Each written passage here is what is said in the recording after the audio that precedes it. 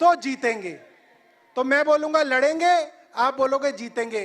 लड़ेंगे, लड़ेंगे, अरे लड़ेंगे, लड़ेंगे। लड़ना जरूरी है,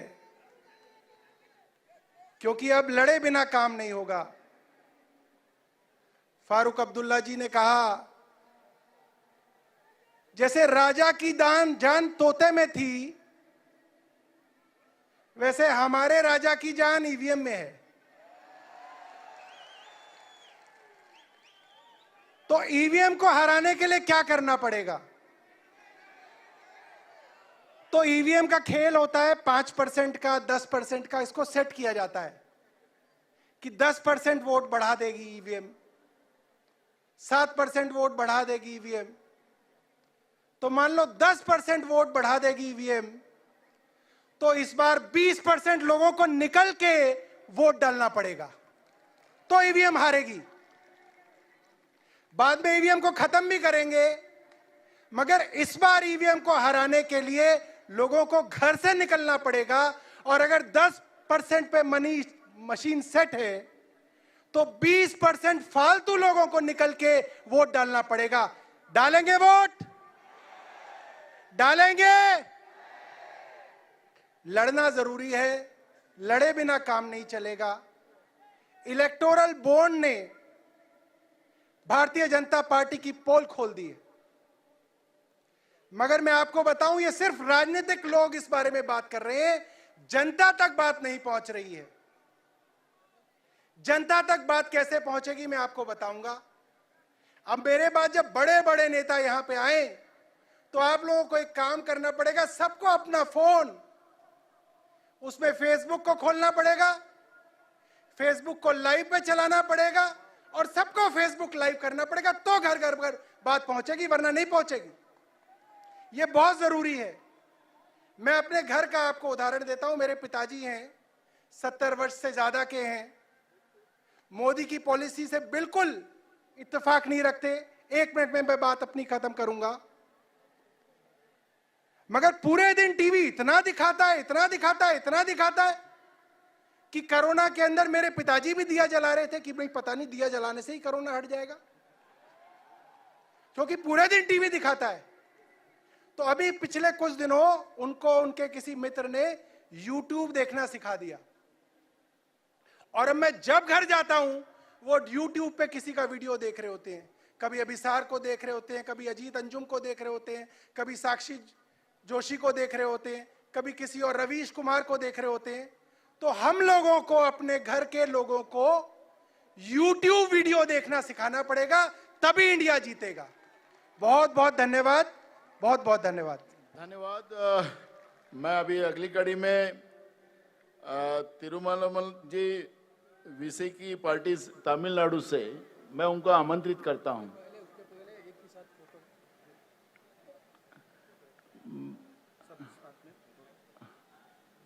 थोड़ा एक ग्रुप फोटो सभी इंडिया अलायंस के नेतागण से मैं विनती करता हूं कि ये ग्रुप फोटो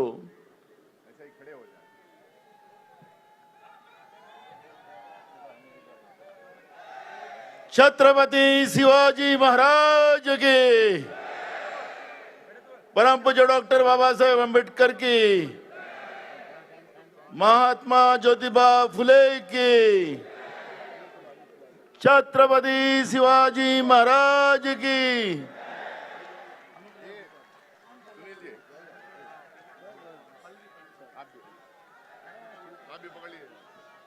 आपला कुठं पडते आपलं आपला क्या है, हम लिखे हो गए बस। चलो चलो चलो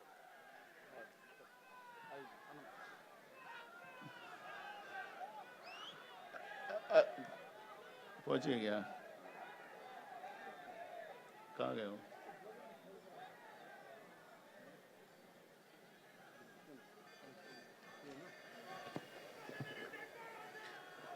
Respected leaders on the dais, dear brothers and sisters, I'm very happy to have this opportunity to appreciate and congratulate our leader, young and energetic leader, the only hope of our nation, Sri Rahul ji, who has completed his second phase of Yatra, Bharat Jodo Nyaya Yatra. He has completed his historic Yatra in this land of Dr. Baba Saheb Ambedkar and Mahatma Jyotiba Phule. This is land of equality. This is land of social justice. Our Rahul ji started his yatra from south to north and east to west. He met lakhs together, people of India. For what? To protect our nation, to protect our constitution from the fascist forces, Sangh Parivar forces. He has no any personal agenda. He has sacrificed his life, dedicated his life completely to protect our people of India. We are going to face parliament elections within couple of weeks. तर आजच्या सभेवर आणि राहुल गांधींवरती मुख्यमंत्री एकनाथ शिंदेंनी टीका केली आहे, ती पाहूया. शिवसेनेसाठी आणि शिवसैनिकांसाठी आजचा दिवस काळा दिवस आहे. कारण ज्या शिवतीर्थावरून बाळासाहेबांनी देशाला मार्गदर्शन केलं, त्या शिवतीर्थावर आज ज्यांनी सावरकरांचा अपमान केला, त्या राहुल गांधींच्या मांडीला मांडी लावून बसण्याची वेळ आलेली आहे. खरं म्हणजे राहुल गांधी आणि या सर्वांनी पहिलं स्वातंत्र्यवीर सावरकरांच्या समोर डोकं टेकून वंदन करायला पाहिजे. कारण सावरकर हे आपल्या देशाची अस्मिता आहे. त्यांच्यावर वाकडं बोलणं, त्यांच्यावर आरोप करणं, शिव्याशाप देणं हे कुठलं हिंदुत्व आहे आणि हे निमूटपणे सहन करणं हे दुर्दैव आहे. आणि म्हणून हा दिवस काळा दिवस आहे. भ्रष्टाचारी व्यवस्था जे केंद्रामध्ये मोदी सरकारच्या रूपाने बसलेली आहे, ते माननीय सुप्रीम कोर्टाने निदर्शनास आणून दिलेलं आहे. ते तर कोणालाच लपलेलं नाही. ठेका घ्या न चंदा जमा करा, हे कोणाचं हे आहे. देश विकून देश चालवणारी लोक, तानाशा प्रवृत्ती, त्याच्या सोबत जे लोक उभे आहेत, ते लोक जे उभे आहेत, तेच त्यांच्यासाठी तो काळा दिवस आहे. यासाठी संविधान आणि लोकशाहीचं रक्षण करणारी लोक इथं एकत्रित आली. तर बेमान लोकांना असं बोलावंच लागेल. आणि आज या ठिकाणी इंडिया आघाडीचे जे सर्व मित्रपक्ष आहेत, ते सर्व मित्रपक्षाचे नेते या ठिकाणी उपस्थित आहेत. लाखोच्या संख्येनं जनता इथे उपस्थित आहे. अतिशय यशस्वी अशी आजची सभा होणार आणि या सभेचा मेसेज संपूर्ण भारतामध्ये जाणार आहे. नाही, त्यांनी काळा दिवस म्हणणं याचा अर्थ त्यांचा आपल्या लोकशाहीकडे पाहण्याचा दृष्टिकोन कसा आहे. असं आहे की लोकशाही आपली आहे. आता महत्वाचं निवडणूक लोकसभेची सुरू झालेली आहे. त्यावेळेस देशाचे प्रमुख मंडळी येत आहेत, लोकांशी संवाद साधतायत. हा एक अत्यंत सुंदर प्रक्रियेचा भाग आहे.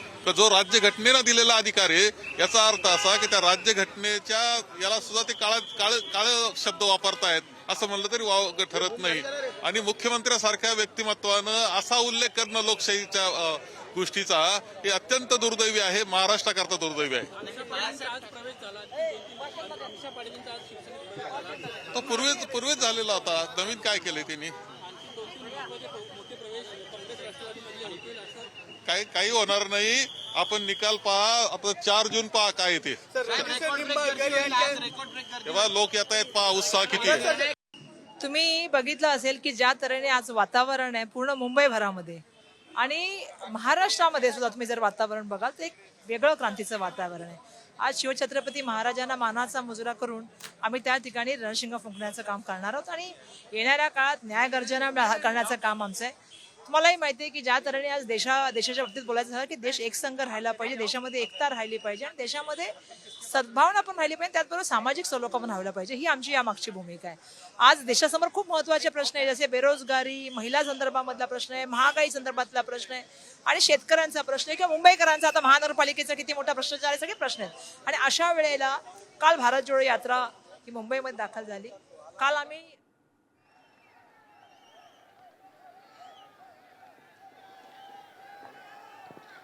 अच्छा,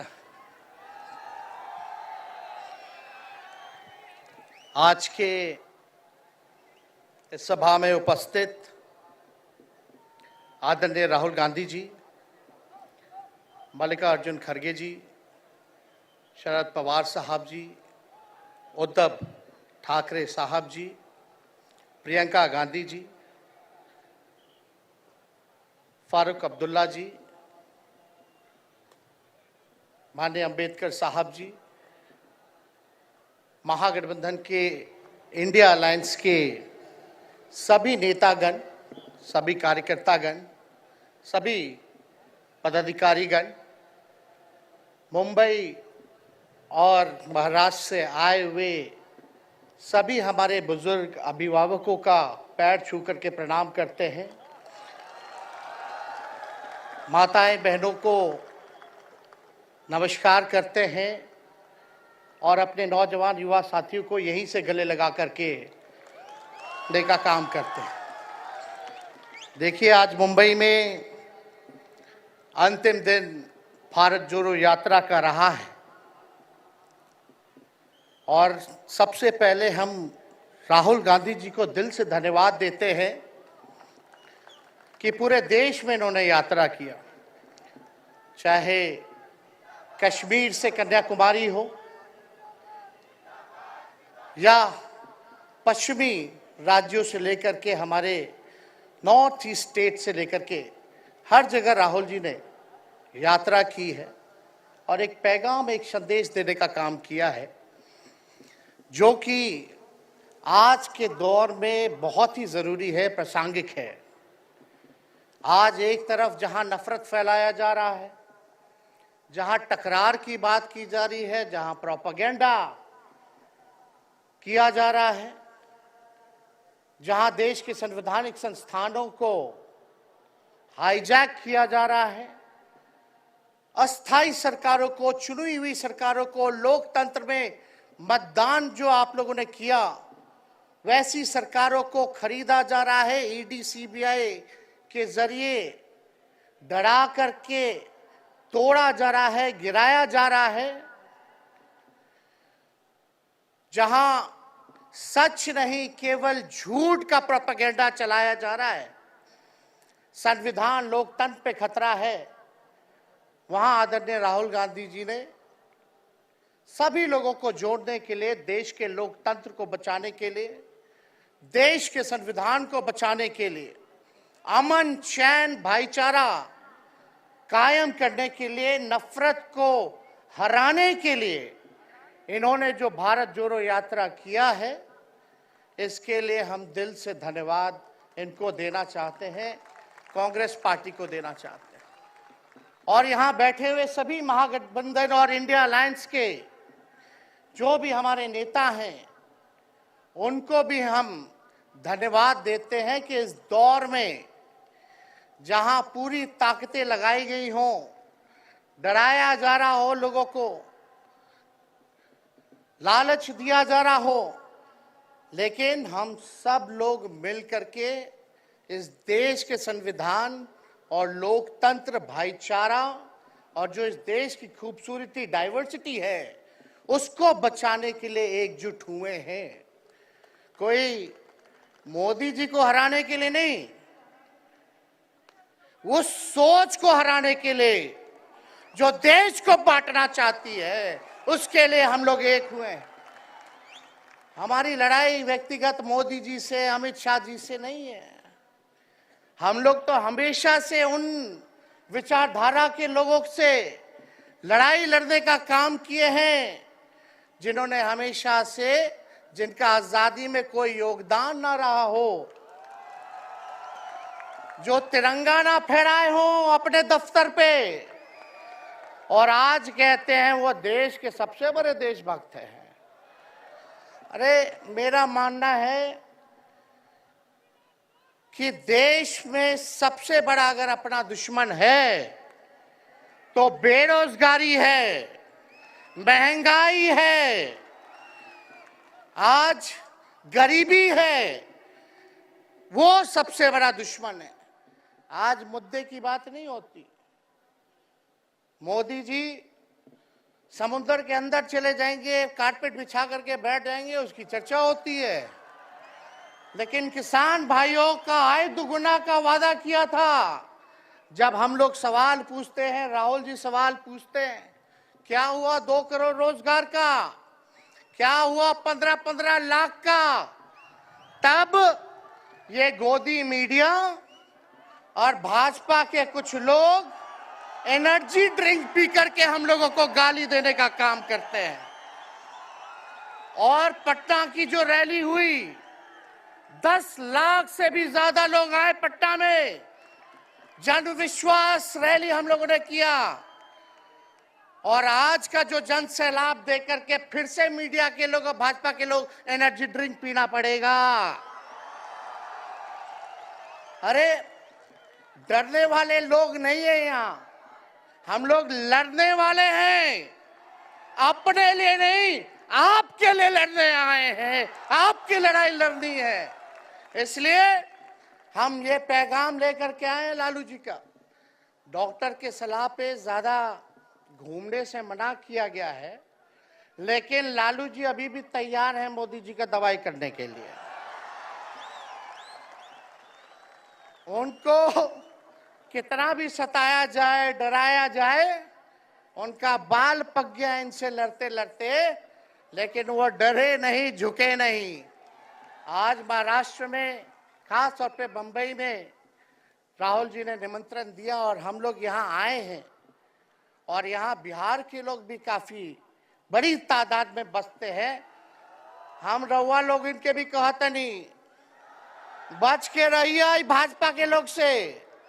ये लोग गोबर को भी हलवा दे करके परोस देता है, इतना झूठ बोलते हैं। हम तो पहले भी कई बार कहे, मोदी जी प्रधानमंत्री है ठीक है, लेकिन साथ ही साथ वो झूठ बोलने के फैक्ट्री भी है। मोदी जी झूठ बोलने के मैन्युफैक्चरर भी है, होलसेलर भी है और डिस्ट्रीब्यूटर भी है। ये उनका काम है। हम लोग सच्चे लोग हैं और सच्चे लोगों को कितना भी डराओगे, डरते नहीं, सांच को आँच क्या। इसलिए हम लोग लड़ेंगे। इनके गीदड़ भपकी से हम लोग डरने वाले हैं। आप बताओ, आप लोग डरोगे? लड़ाई लड़ोगे कि नहीं लड़ोगे? साथ दीजिएगा ना सबका। हम तो कहना चाहते, राहुल गांधी जी जो यात्रा किए, ये हो सकता है पहला चरण हो, लेकिन यात्रा तो हमेशा हम लोगों को करना पड़ेगा। चाहे सत्ता में आए या ना आए, हमको जनता के बीच उनके सुख का दुख दर्द का भागीदार बनना पड़ेगा। हमेशा जनता के बीच रहना होगा, क्योंकि इन लोगों ने इतना नफरत फैलाया, इतना नफरत फैलाया है, आपस में इतना भेदभाव करा दिया है कि आज सोचना पड़ेगा कि इस भेदभाव और नफरत को मिटाने में कितने साल लगेंगे। इसके लिए हमको हमेशा सब लोगों के बीच, जनता के बीच रहना होगा। और जो प्यार का, और जो आप कहते हैं जो दुकान खोला है, मोहब्बत की दुकान, इसको बंद मत कीजिएगा कभी। हमेशा आगे झंडा बुलंद करने का काम कीजिएगा। आज यहाँ शरद पवार जी भी हैं, उद्धव जी भी हैं। आपको पता है ऑपरेशन लोटस हो रहा था, यहाँ विधायकों को खरीदा जा रहा था, डराया जा रहा था।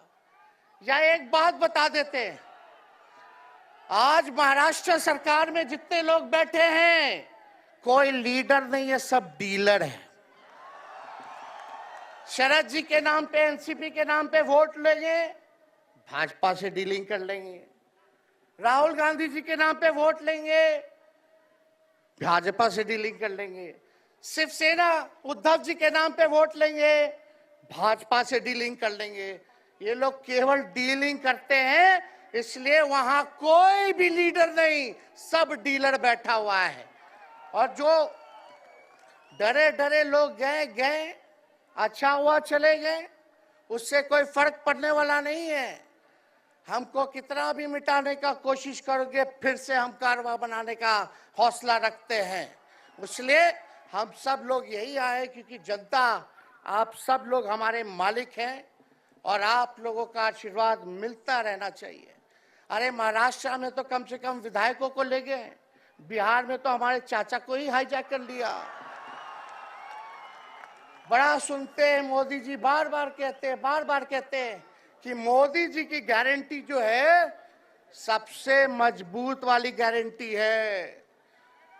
हम मोदी जी को चैलेंज करते रहे, मोदी जी सबसे पहले बाद में जो गारंटी देना, लेकिन अगर मेरा चाचा का गारंटी देके दिखा दो पहले कि वो फिर से पलटेंगे कि नहीं पलटेंगे। तो हम लोग चलो बिहार में चाचा जी गए तो गए, हमारी शुभकामनाएं, बड़े हैं, अभिभावक हैं, लेकिन वहां जो आवाम का ताकत मिल रहा है, राहुल जी आए थे, सब लोग आए थे, जो प्यार मिल रहा है वो हम इतना आप लोगों को कह सकते हैं कि बिहार में भाजपा जो भी सोचती हो, सर्वे वाले कुछ भी दिखाते हो, गोदी मीडिया के लोग, लेकिन बिहार में इस बार चौंकाने वाला रिजल्ट हम ला करके देने का काम करेंगे। और आप लोगों को भी कहेंगे कि एकजुट हो जाइए, एकजुट होकर के लड़ाई लड़िए। ये मोदी जी क्या बोलते हैं, 2 करोड़, हम मोदी जी को चैलेंज करके बोलते हैं 17 महीने केवल डिप्टी सीएम हम बिहार के रहे, 5 लाख लोगों को सरकारी नौकरी दिया। मोदी जी अपने 10 साल में भी 5 लाख क्या कितना नौकरी दिए ये बता नहीं सकते। चैलेंज देते हैं, कितना सरकारी नौकरी दिया। सबसे ज्यादा बहाली रेलवे का आता था, सब चीज प्राइवेटाइज कर दिया गया, खत्म कर दिया गया। आर्मी में आता था, उसको जो है क्या किया आप सब लोग जानते हैं, कॉन्ट्रैक्ट पे सारा चीज कर दिया गया। तो इसलिए आप सब लोगों का प्यार मिलता रहे। ज्यादा समय हम नहीं लेंगे, सभी गणमान्य व्यक्तियों को, हमारे अभिभावक नेताओं को आप लोगों को संदेश देना है, वो अपनी बात को आप लोगों के समक्ष रखेंगे। लेकिन आप सब लोग एक नारा लगाइएगा, हम बोलेंगे भाजपा भगाओ, आप सब बोलना देश बचाओ, भाजपा भगाओ, भाजपा भगाओ। बहुत बहुत धन्यवाद। जय हिंद, जय महाराष्ट्र।